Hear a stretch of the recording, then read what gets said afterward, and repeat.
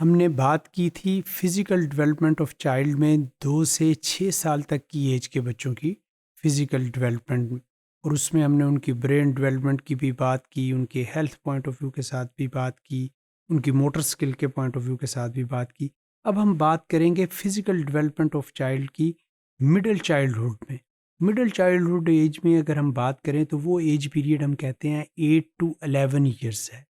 तो 8 to 11 years of child की अगर हम बात करें तो उस बच्चे की फिजिकल डेवलपमेंट किस तरीके से होती है और उसकी स्पीड की क्या रेशो है, और उसकी डेवलपमेंट की स्पीड की क्या रेशो है, और उसकी ग्रोथ किस तरीके से होती है।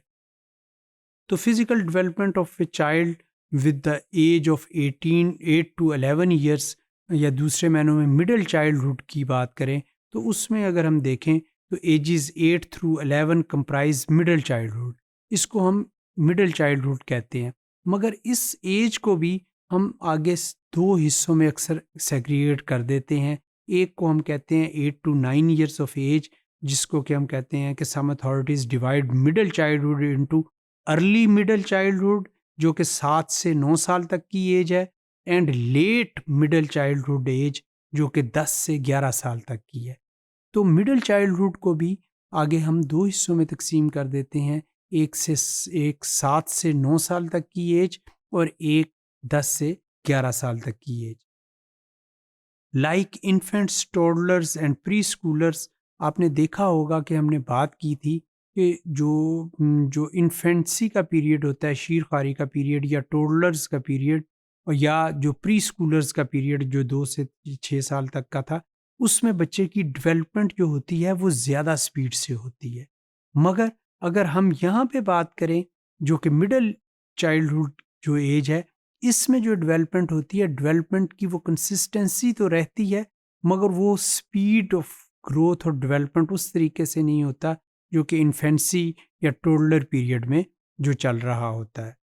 So like infants, toddlers and pre schoolers, these older children grow both physically and cognitively, although their growth is slower than it was during early childhood।